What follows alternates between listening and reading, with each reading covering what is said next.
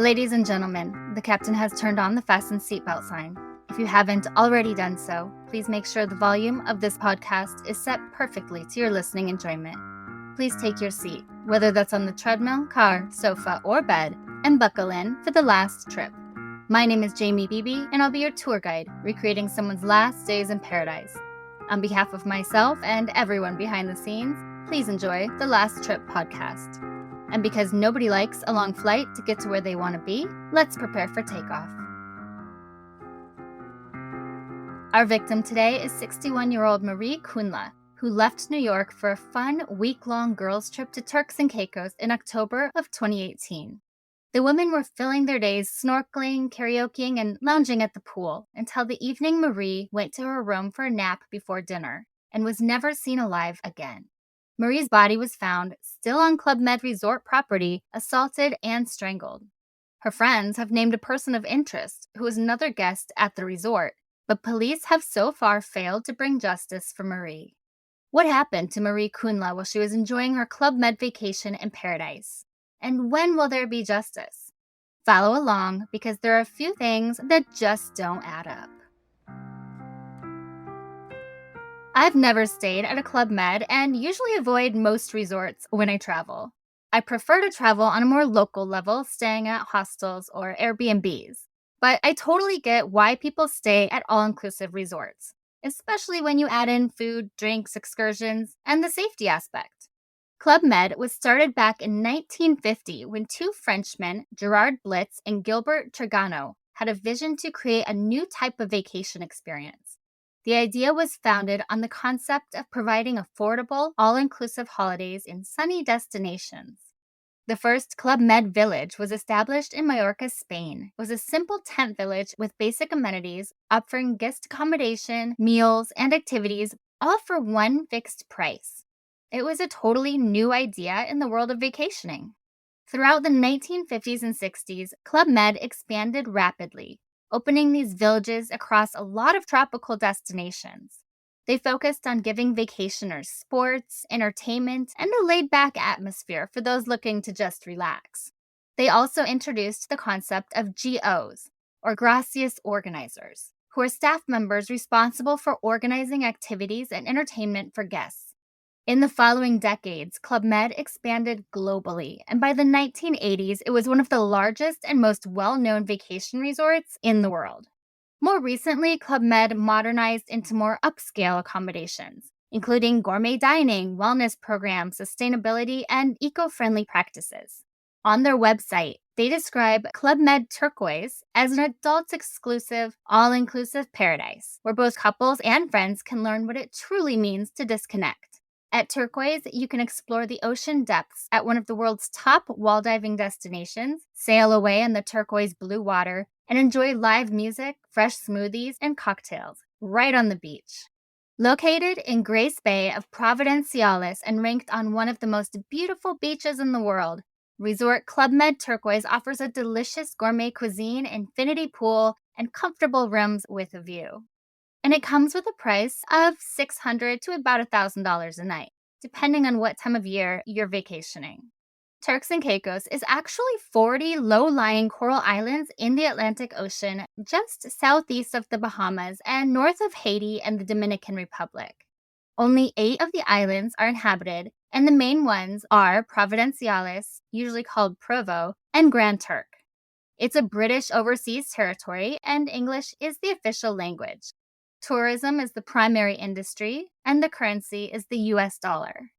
There's also no income tax, and it's well known for many of the tax advantages, which makes it an attractive destination for businesses and individuals seeking tax-efficient jurisdictions. Because the islands are small, with Provo being 38 square miles and Grand Turk being only about 7 square miles, they needed a way to bring in economy to support themselves. Beyond the financial services offered with tax incentives for businesses, the government recognized the potential of tourism to drive economic growth, so they invested in infrastructure and promotion of the islands as a tourist destination in the latter half of the 20th century. They improved air travel connections, including expanding the international airports, which made it easier for tourists from North America and Europe. They also developed all-inclusive resorts offering luxurious accommodations, dining, and activities. And it all worked because Turks and Caicos is an amazing vacation destination. It's known for stunning beaches, crystal clear water. There are also some really cool and interesting things to do beyond beach life. The island holds the world's only commercial conch farm, where you can visit and learn about the life cycle of the conch and their importance to the ecosystem. And then, of course, you can eat them after the tour.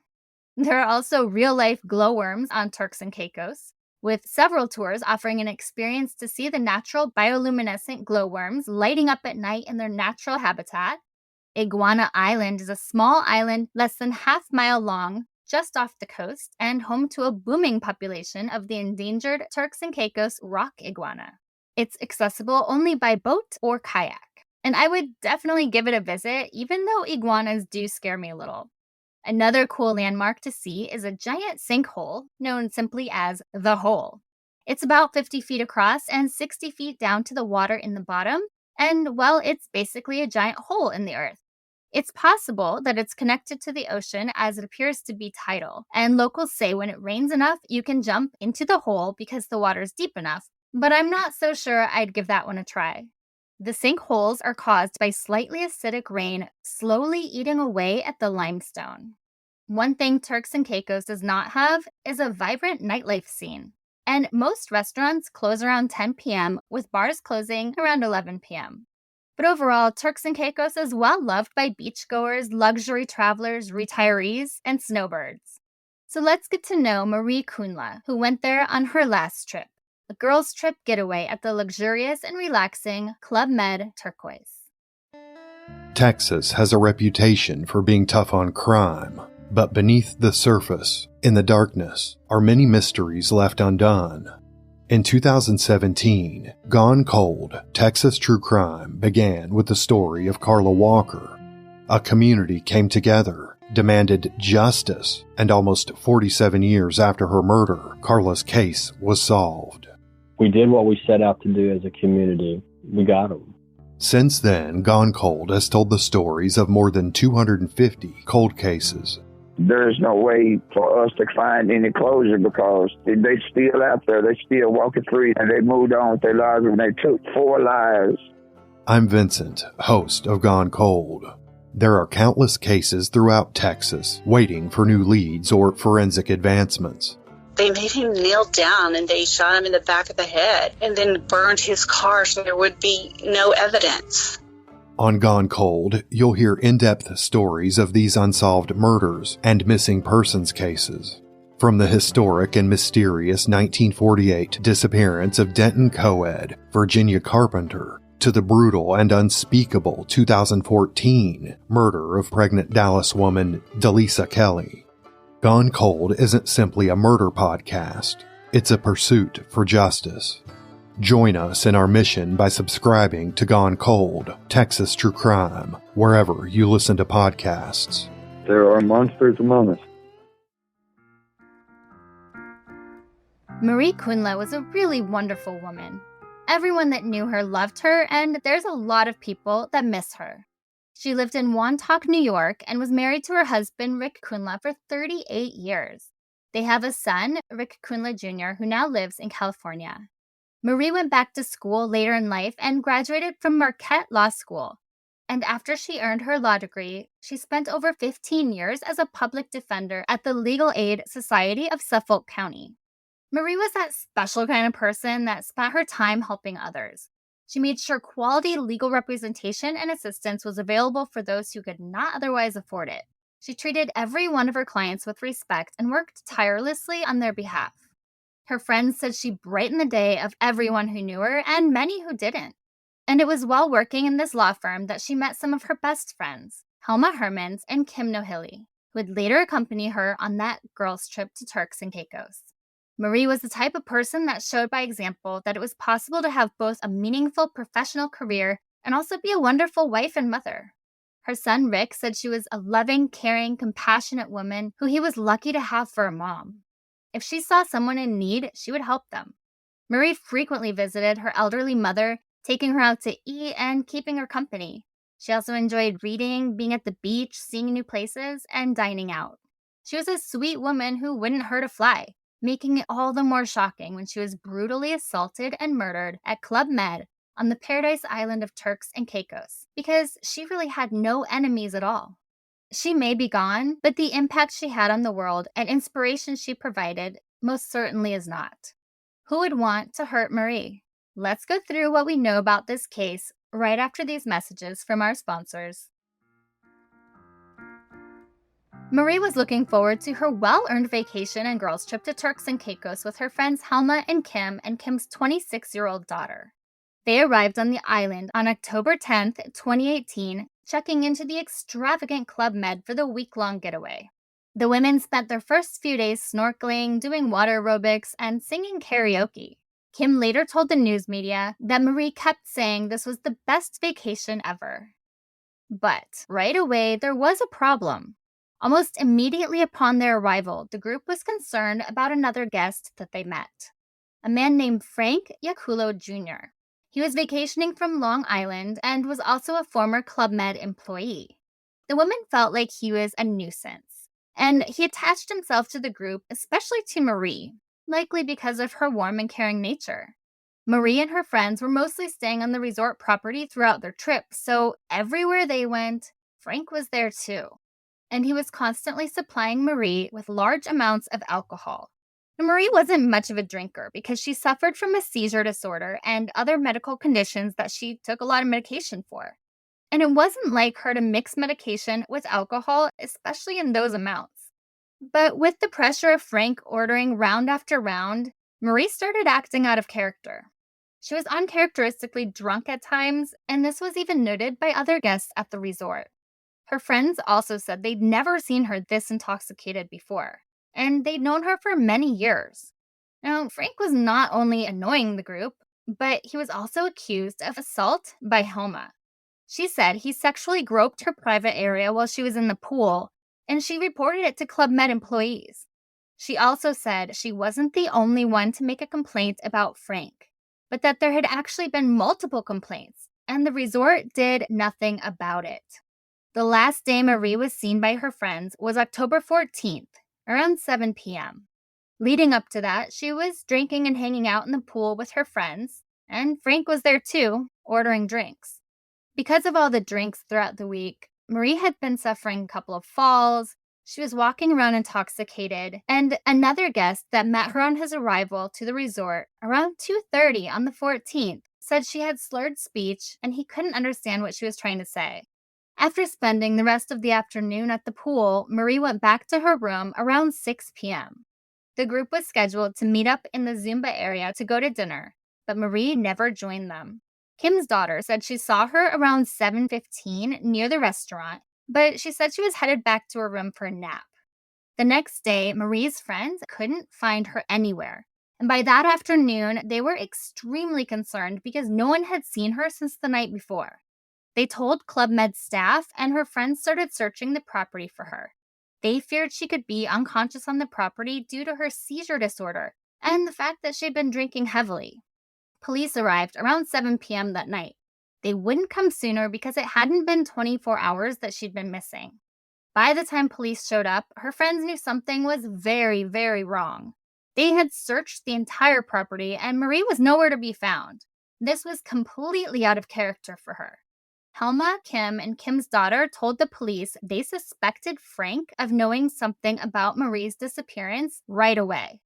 They told police he had been following Marie around and that he groped Helma, and that he was also the last person to be seen with Marie the night before as she was leaving the pool area.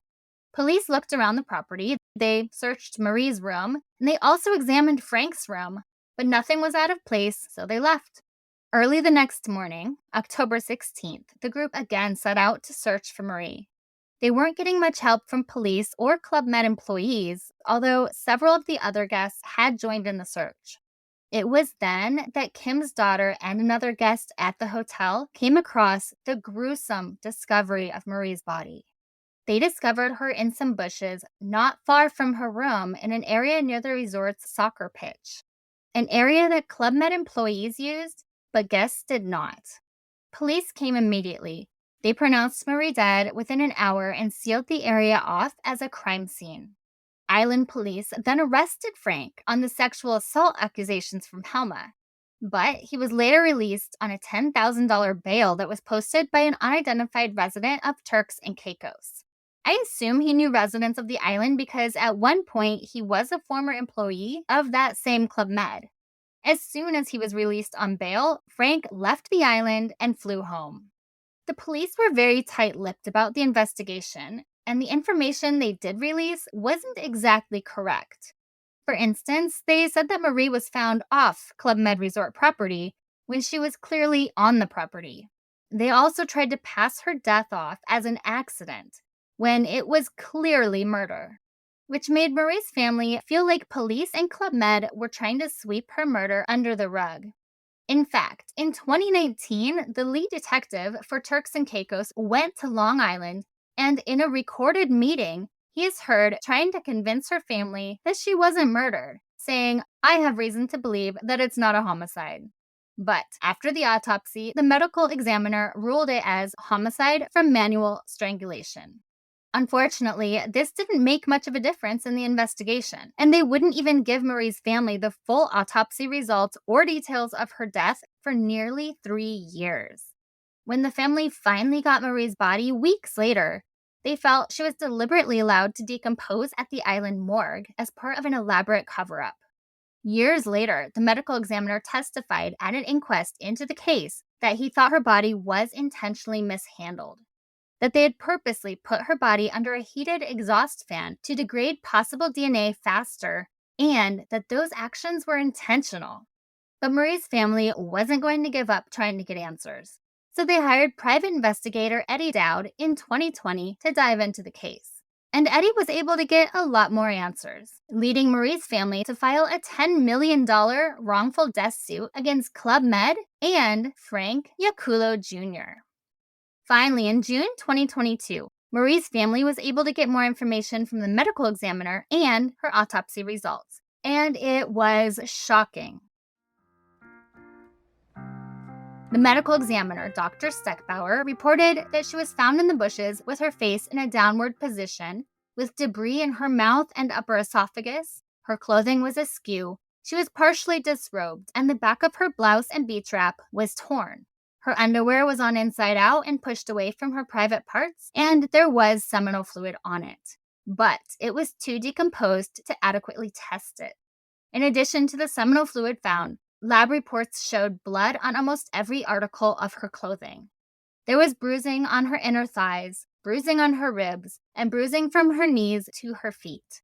She also had a diffused hemorrhage in her head and a fractured rib. Toxicology reports post-mortem revealed prescription drugs in her blood prescribed for seizure disorder, bipolar disorder, depression, and insomnia.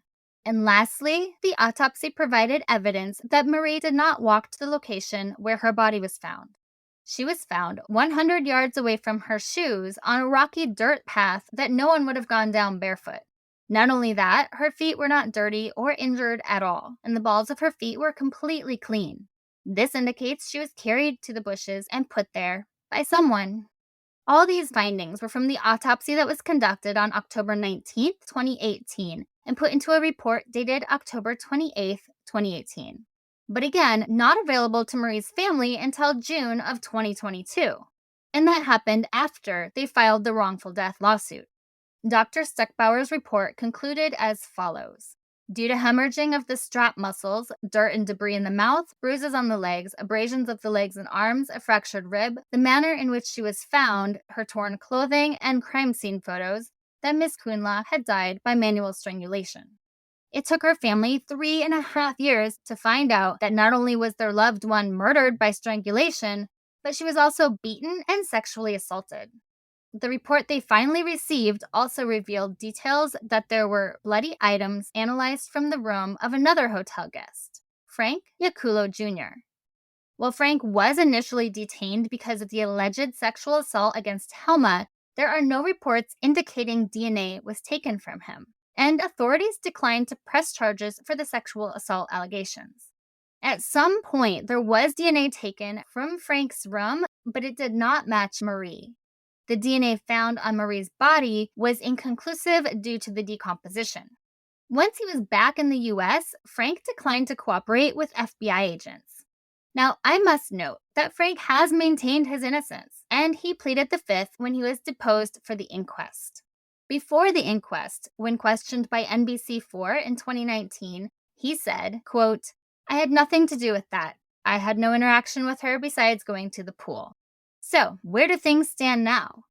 Well, there was an inquest because of the $10 million lawsuit from Marie's family claiming a cover up, among other issues with the investigation.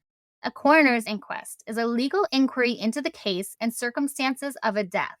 A 7-member jury was formed to listen to the evidence in the inquest because under UK law, a jury needs to be convened for a coroner's inquest under specific circumstances.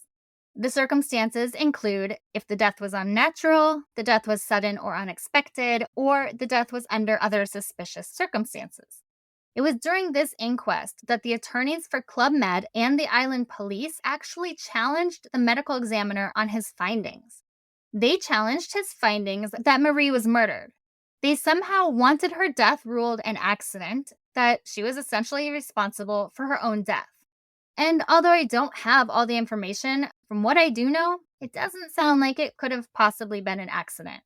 And I'm not the only one that saw it that way, because it took the jury 2 weeks to examine all the evidence that was presented to them, and they ruled she died of homicide. The $10 million wrongful death suit is still ongoing.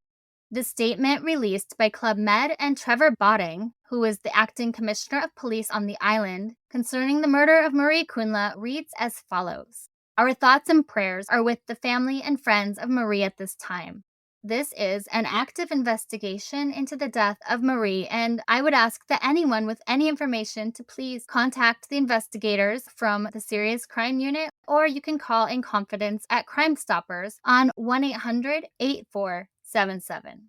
Even though Marie's death was finally and officially ruled a homicide, there's still no justice at all for her or her family. And while nothing can bring Marie back, they deserve justice because Marie was murdered. And now the question becomes, who murdered Marie Kuhnla? There are several theories about Marie's murder. Many people think staying on a resort like Club Med would be very safe, and it should be. But that's not always the case because, like I always say, crime happens everywhere. The problem is, how do we really know if resorts are safe? Tourism is a very big and lucrative industry, and a resort like Club Med carries a lot of power, especially on a small island like Turks and Caicos. Oftentimes, when there is crime at a resort, they do what they can to keep it out of the media because it's going to hurt business. Even in the aftermath of Marie's murder, reading through the reviews online at the time, people were canceling their reservations. Nobody wants to wonder if they're safe on vacation, and most people feel like if they spend more at a place like Club Med, they'll be guaranteed more safety. And that's just not the case. Precautions can be made, but safety can never be guaranteed. In Turks and Caicos, crime has been rising in the last few years. The population is about 60,000 people, but there are hundreds of thousands of tourists that visit the island each year. In 2020, there were 23 murders in the country. But in just September and October of the following year, there were the same number of murders. But tourists aren't the ones getting murdered. Homicides have skyrocketed, and the number of tourists have also skyrocketed. But the number of tourists getting murdered in Turks and Caicos is about 1 every couple years. And I found it impossible to find any crime stats at Club Med because it's either not reported or it's not happening. Ideally, staying at an exclusive resort is safer because they have their own security. But in a Facebook post from the Royal Turks and Caicos Island Police Force dated October 22, 2018, describing the incident, the comments brought into question the security at Club Med. Kim Nohilly, who was with Marie on that vacation, commented that there were no security cameras of any kind on the property, and she saw the security guards on Facebook instead of joining in on the search. She felt that none of them took the initial disappearance seriously at all. She also said the reason her daughter and another guest were the ones to find Marie's body is because none of the security guards were helping with the search. So we know security might have been lacking at Club Med Turquoise. Who could be responsible for Marie's death? Random acts of violence can happen anywhere. So it's entirely possible someone snuck onto Club Med property ran into Marie, assaulted, beat, and killed her. Based on crime rates and the more personal aspect of it being a sexual assault and a strangulation, I don't think it was a complete stranger. We can't rule it out, but I think this theory is lower on my list than others. Which means my other theory is that someone she knew killed her. It was obviously not anyone she was traveling with due to the nature of the assault. So let's take a look at the family's number one suspect, Frank Yacullo Jr. From the onset, Marie's friends had complaints about him. He was a nuisance. The group said he attached himself to them during the days they were there, and he kept the alcohol flowing for him and Marie. I imagine they met him when they arrived and chatted about being from the same area, and that was his way into the group, and then he kind of just stuck with them. He was also a former employee of Club Med Turquoise. And where Marie's body was found was in an area where employees had access to, but other resort guests might not have known about that area. He was also one of the last ones to see Marie when she left the pool that day. Helma reported him to resort staff for allegedly sexually assaulting her, and found out other guests also reported his behavior. And this is what Frank was arrested for before he made bail. When he got back to the US, again, he wouldn't cooperate with the FBI, but he does maintain his innocence. I find it fairly unusual that someone on vacation would murder someone they had just met. But this looks like a crime of passion, so given the right circumstances, I can see how that would happen. The last theory I have is that someone else on the resort murdered Marie, another employee or another guest. I don't know how extensively employees or guests were questioned, or if at all, but the possibility is there.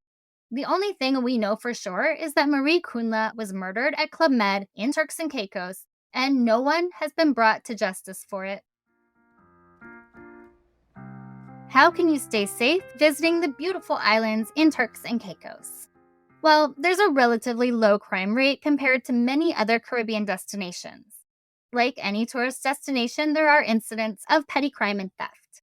Violent crime is less common, but it's recommended to stay in well-lit and populated areas, especially after dark, and avoid walking alone in unfamiliar or secluded areas.